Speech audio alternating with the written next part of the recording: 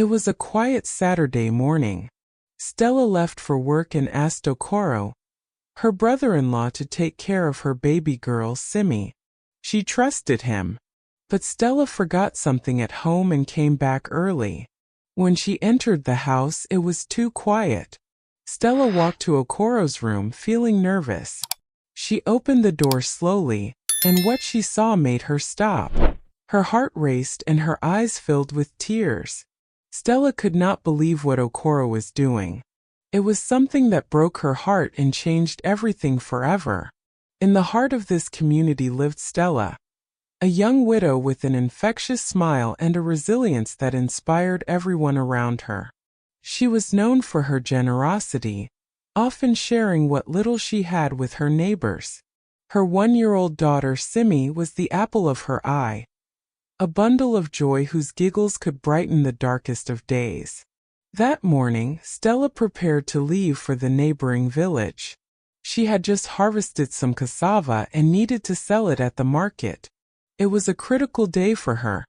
The money she earned would go toward buying medicine for Simi, who had been battling a stubborn cold. Stella hummed softly as she dressed Simi in a bright yellow wrapper, tying it securely around her small frame. Simi gurgled happily, her chubby hands reaching out to grab at Stella's colorful beads.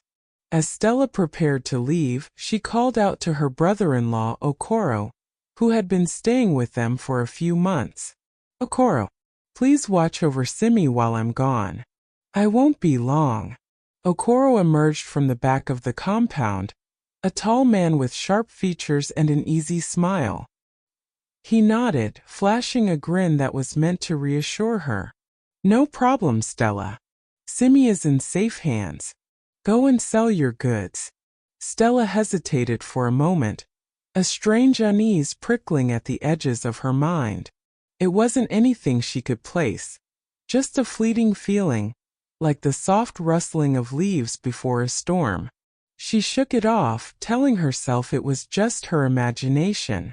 Okoro had been nothing but helpful since he arrived. She bent down, planting a soft kiss on Simi's forehead.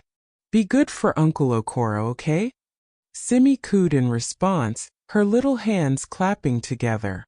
As Stella walked down the path leading out of the village, she glanced back one last time.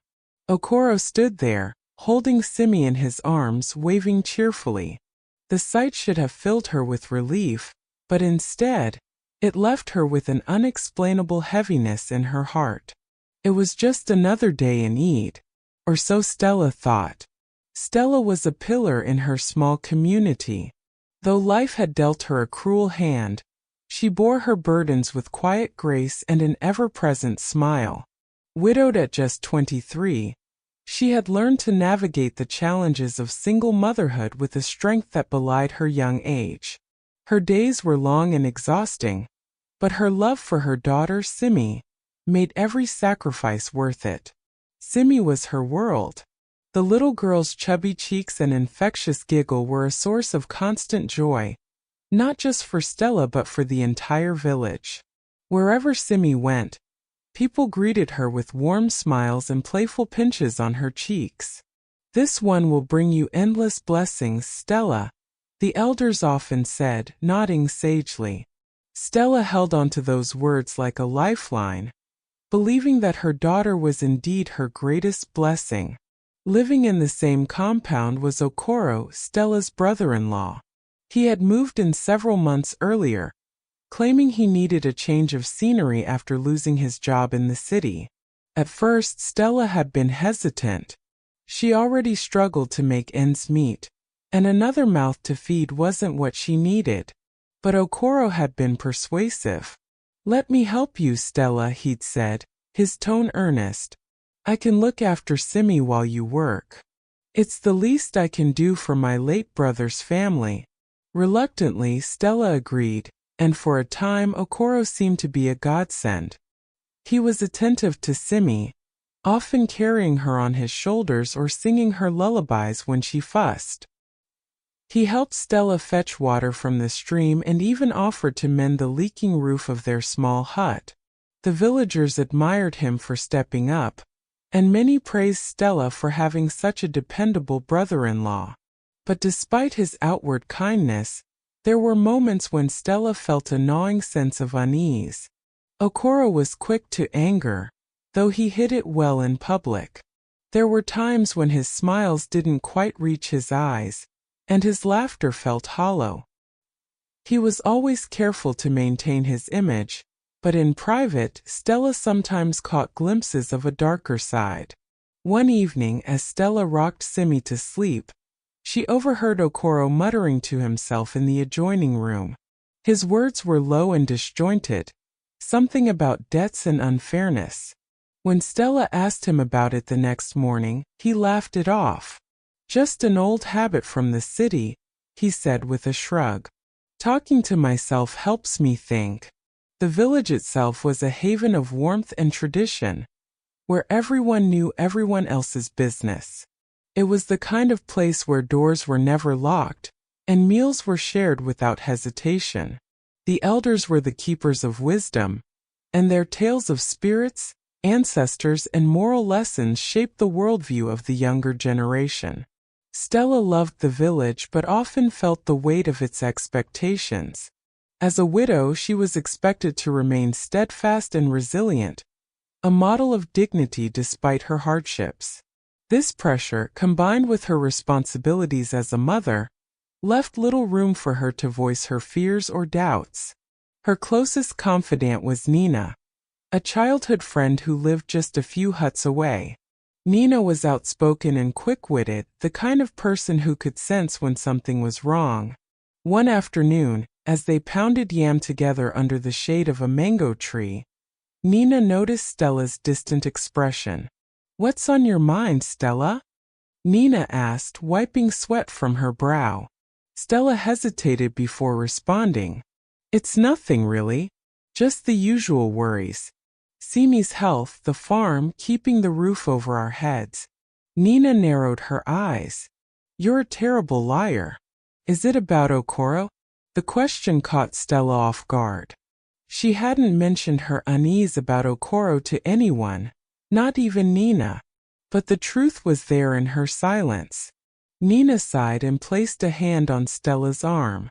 "Listen, if something doesn't feel right, don't ignore it. Our ancestors gave us intuition for a reason. Trust it." Stella nodded, but she couldn't bring herself to admit her fears fully. After all, what proof did she have? Okoro had been nothing but helpful on the surface. She didn't want to seem ungrateful or paranoid. Yet deep down, a small voice whispered that something wasn't as it seemed. And as the days passed, Stella found it harder and harder to silence that voice. As the days turned into weeks, Stella's unease grew stronger.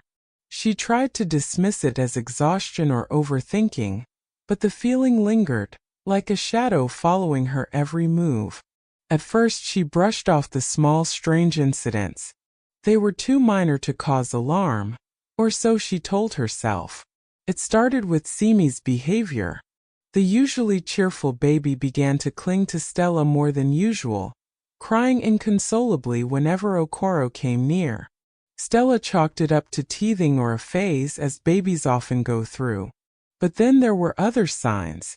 Simi's once restful nights became fitful, interrupted by sudden frightened wails. When Stella rushed to her side, the little girl would bury her face in her mother's chest, her tiny body trembling as though she had just woken from a nightmare. Okoro, as always, had a plausible explanation. "She must be missing her father," he said, his voice tinged with sadness. "Children sense these things, Stella. It's natural."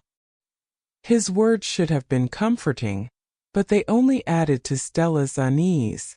How could Simi miss someone she had never known? A few days later, Stella noticed something odd while bathing Simi. A faint bruise marred the delicate skin of the baby's arm. It wasn't deep or particularly alarming, but it stood out against her otherwise smooth complexion. When Stella asked Okoro about it, he shrugged nonchalantly. "She must have bumped into something while playing," he said. "You know how active she's becoming." It made sense. Babies were naturally curious and prone to small accidents. But still, Stella couldn't shake the feeling that something wasn't right. Her suspicions deepened one evening when she returned home earlier than expected. The sun was just beginning to set, casting long shadows across the compound. As she approached the hut, she heard Simi crying loud, desperate wails that pierced the air. Quickening her pace, Stella pushed open the door to find Okoro holding Simi, his grip too firm for her liking. His expression was one of irritation, not the patience he usually displayed. The moment he saw Stella, his face softened into a practiced smile, and he handed Simi over as though nothing had happened. "She's been fussy all afternoon," he said, avoiding her gaze. Stella nodded, but her mind raced. Why had he looked so startled? What had she interrupted? She tried to convince herself that she was overreacting, but the questions wouldn't stop. That night Stella couldn't sleep. She lay awake staring at the thatched roof, her thoughts spiraling into dark territory. Memories of her late husband came flooding back. His kindness, his laughter, and his unwavering love for their daughter. He had trusted Okoro even in his final days, urging Stella to rely on him. But what if that trust had been misplaced? The next morning, Stella decided to speak with Nina. She needed an outside perspective, someone who could either validate her concerns or put them to rest. Nina listened intently as Stella recounted everything: the bruises, Simi's sudden clinginess, and Okoro's occasional flashes of temper. When Stella finished, Nina's face was grim. "You're not imagining things, Stella," she said firmly. "Something is wrong, and you need to protect your daughter. Spirits forbid that we turn a blind eye to danger." "But what can I do?" Stella asked, her voice trembling. "I have no proof. If I confront Okoro, he'll deny everything. And what if I'm wrong?" Nina placed a reassuring hand on Stella's shoulder. "Then you watch. You observe. If there's something to uncover, it will reveal itself. But don't ignore your instincts." Taking Nina's advice to heart, Stella began to pay closer attention. She watched Okoro more carefully, noting the subtle changes in his demeanor. She also started asking discreet questions around the village, hoping to learn more about her brother-in-law's past. What she discovered only added to her alarm. Okoro had left the city under a cloud of rumors, whispers of debts, failed relationships, and a temper that had gotten him into trouble more than once.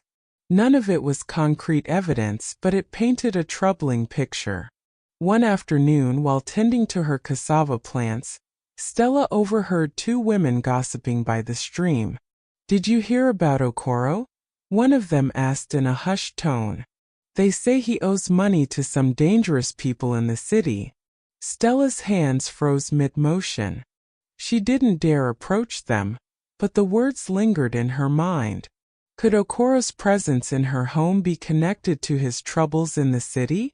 Was he using her as a shield, hiding from whatever or whoever he had left behind? The final straw came on a humid evening when Stella returned from the market. She had been delayed by a downpour and arrived home later than usual. As she stepped into the compound, she heard raised voices coming from inside the hut. Okoro was speaking, his tone sharp and commanding. "You will stay quiet, do you hear me? Or else." Stella's heart pounded as she crept closer, peeking through a crack in the door. She saw Simi sitting on the floor, her face streaked with tears. Okoro loomed over her, his posture tense and threatening. Without thinking, Stella burst into the room. "What's going on here?" she demanded, her voice shaking with a mix of fear and anger. Okoro straightened, his expression quickly morphing into one of feigned innocence. "Nothing, Stella. Simi was just being difficult, and I was trying to calm her down." But Stella wasn't convinced. The image of her frightened daughter and Okoro's menacing stance were burned into her mind. For the first time, she couldn't ignore the possibility that her instincts had been right all along. That night, as she held Simi close, Stella made a silent vow. She would uncover the truth, no matter the cost. She couldn't afford to wait any longer. Not when her daughter's safety was at stake. Stella's heart raced as she devised a plan to uncover the truth. She could no longer live in uncertainty. Every fiber of her being told her that something was dreadfully wrong, and she needed proof before confronting Okoro. That evening, she decided to feign an errand to the nearby village, leaving Simi behind with her uncle. It was a risky move, but Stella knew it was the only way to catch him off guard. As the sun dipped below the horizon, casting long shadows across the compound, Stella pretended to prepare for her journey. "Okoro, I'll be back before nightfall. Watch Simi for me," she said. Her voice steadied despite the storm of anxiety within her. Okoro nodded, flashing his usual calm smile. "Of course, sister. Don't worry. She's in safe hands." But Stella wasn't reassured. She hurried down the narrow, dusty path that led away from the compound, her footsteps quick and purposeful. Once she was out of sight, she doubled back, taking a hidden trail through the bush that led to the rear of her hut. The compound was eerily silent as she approached, her bare feet barely making a sound against the earth. She crouched low near the window, peering through the gap in the woven palm fronds that served as a curtain. Inside, she saw Okoro sitting on a stool with Simi on his lap. At first glance, it seemed innocent enough, an uncle doting on his niece. But then Stella noticed his grip on Simi's tiny arm, firm and unyielding. The baby squirmed, her face scrunched in discomfort, but Okoro didn't let go. Instead, his expression darkened, and he began speaking in a low, menacing tone that sent chills down Stella's spine. "You think you can cry and get away with it?" Okoro hissed, his voice sharp and threatening. "You need to learn obedience." Stella's blood boiled. She wanted to burst into the room and snatch Simi away, but she forced herself to wait. She needed more. Something undeniable that would reveal Okoro's true nature to everyone. Then it happened. Okoro reached into his pocket and pulled out a small worn leather strap. He held it up, his eyes narrowing as he spoke again. "This is what happens to naughty children," he said, his tone devoid of warmth. Simi whimpered, her tiny hands reaching out as though pleading for help. Stella's vision blurred with tears, but she steadied herself.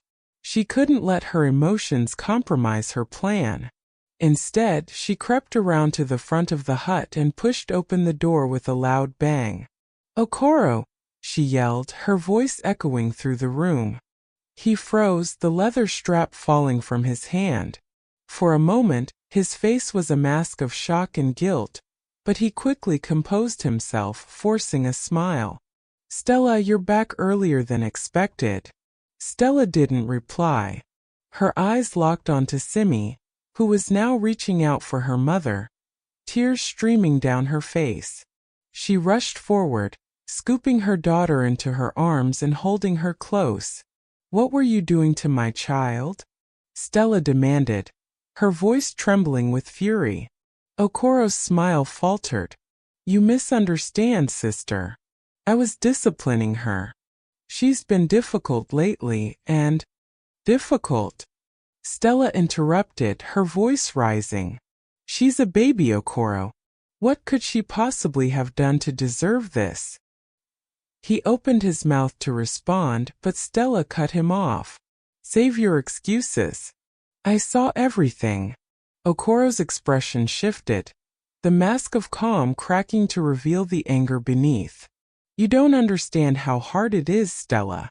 I've sacrificed so much for you and this child. And this is how you repay me. Sacrifice." Stella shot back, her voice filled with disbelief.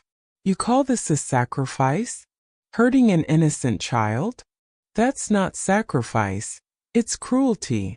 The argument grew heated, with Okoro trying to justify his actions while Stella stood her ground, her protective instincts taking over. Finally, he stormed out of the hut, muttering under his breath about ungrateful family members. Stella locked the door behind him, her heart pounding. She cradled Simi, whispering soothing words until the baby's sobs subsided. That night, as Simi slept in her mother's arms, Stella resolved to take action. The next morning, she visited the village chief, a wise elder known for his fairness and sense of justice. Stella recounted everything she had witnessed, her voice steady but laced with emotion. The chief listened intently, his expression grave. "This is a serious matter, Stella," he said when she finished. "We cannot ignore it. Bring Okoro to the square this evening. The entire community must hear this." When evening came, the village square was filled with people. Okoro stood before the crowd, his confidence replaced by visible unease. Stella spoke first, recounting her story with unwavering resolve. She described the bruises, the threats, and the moment she caught him with the strap. The villagers murmured among themselves, their faces a mix of shock and anger. When Okoro was given a chance to speak, he stammered, trying to shift blame and paint himself as a misunderstood guardian. But the evidence was too damning. Witnesses came forward, sharing their own observations of Okoro's behavior. One woman even revealed that she had seen him yelling at Simi on several occasions but hadn't thought much of it at the time. The chief silenced the crowd with a raised hand. "Okoro," he said, his voice firm, "your actions have brought shame to this community. A child is a sacred gift, and to harm one is an unforgivable sin. You are no longer welcome here." Gasps rippled through the crowd as the chief's verdict sank in. Okoro's shoulders slumped and he turned to Stella, his face a mix of anger and desperation. "You'll regret this," he muttered before storming away. Stella felt a wave of relief wash over her. For the first time in weeks, she felt a sense of peace. She had protected her daughter and revealed the truth, no matter how painful it had been. That night, as she held Simi close, Stella whispered a prayer of gratitude. She had faced her fears and stood up to the darkness that had threatened her family. And in doing so, she had ensured that her daughter would grow up in a world where love and safety prevailed over cruelty and fear. The morning after the village council's decision was a quiet one.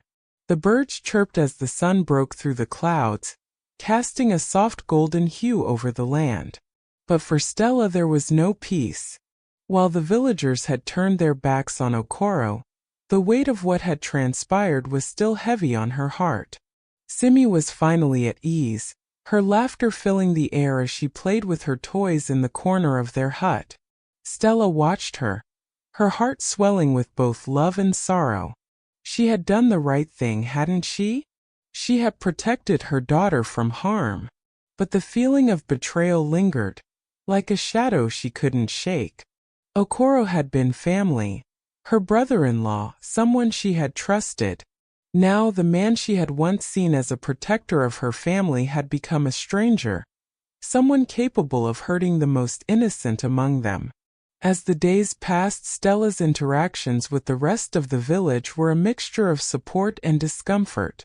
While most villagers agreed that Okoro's actions had been inexcusable, there were still whispers.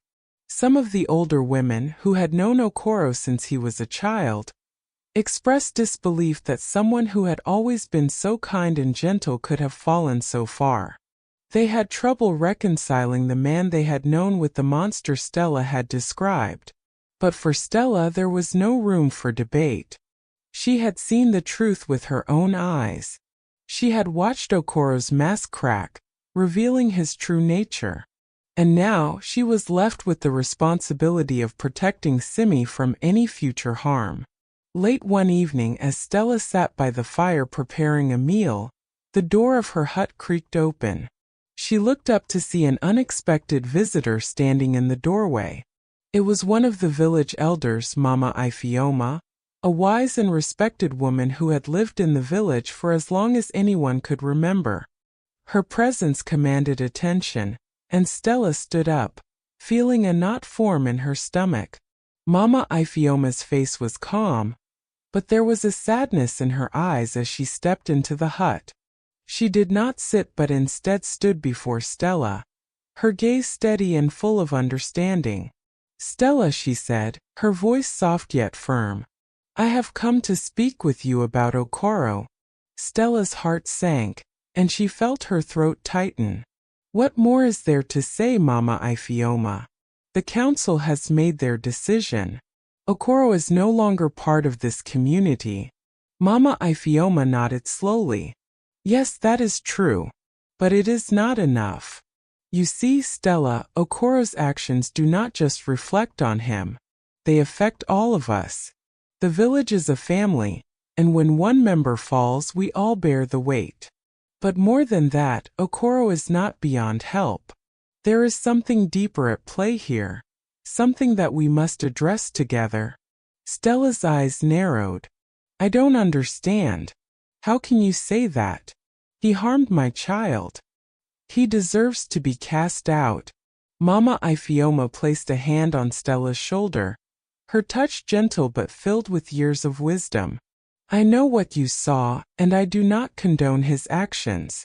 But you must understand that there are often shadows in the heart of a person that others cannot see.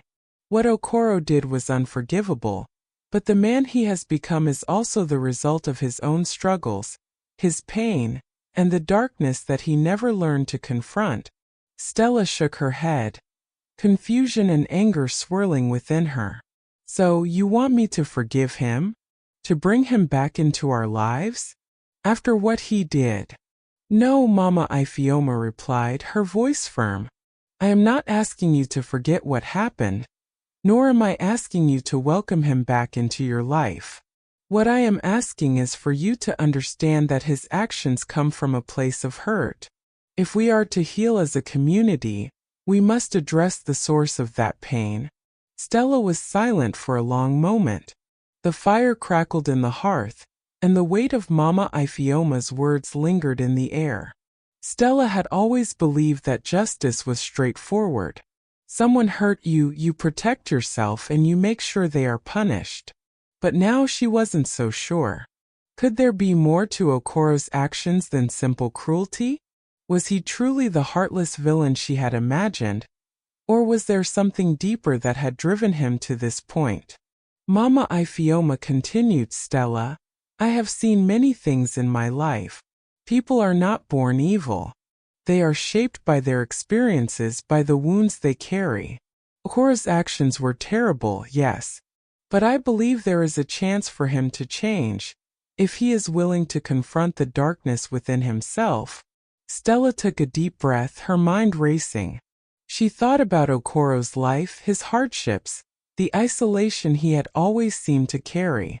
She thought about his unfulfilled dreams and the silent pain she had never noticed before. Could Mama Ifeoma be right?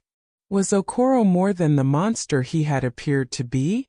"I can't forgive him, Mama Ifeoma," Stella said quietly, her voice tinged with pain. "Not yet. But I understand what you are saying. I will think about it." Mama Ifeoma smiled gently, her eyes filled with compassion. "That is all I ask, Stella. That is all any of us can do." Stella watched as the elder left her hut, the door closing softly behind her. She sat down again by the fire, her mind swirling with conflicting emotions. Her heart told her that she had done the right thing by standing up for Simi, but her mind now questioned whether there could be redemption for Okoro. In the days that followed, Stella continued her life with Simi, but the conversation with Mama Ifeoma haunted her. She could no longer see Okoro simply as a villain. She had to acknowledge the possibility that there was more to him than the actions he had taken. Could she ever trust him again? Could he ever be healed? In the end, Stella realized that the most important lesson she had learned was that the world was not black and white. People were complicated, and their actions could be shaped by forces beyond their control. But this did not mean that they should be allowed to hurt others without consequence. Stella had protected her daughter, and that would always be her top priority. But as for Okoro, she had come to understand that healing wasn't just about punishment. It was about understanding, growth, and the possibility of change. And so Stella chose to move forward. She would not forget what had happened, but she would also not let it define her. She would raise her daughter in a world where love and forgiveness were possible, but only when the darkness within a person had been confronted and healed. The moral of the story is clear. While justice must always be served, understanding and compassion are the keys to healing the wounds that bind us. Sometimes redemption is possible, but only when both the wrongdoer and the community are willing to face the truth of their actions and seek forgiveness. Thank you so much for watching. Please like and subscribe to my channel, as I am just getting started with giving you mind-blowing stories. You will definitely enjoy your time on my channel. Bye for now.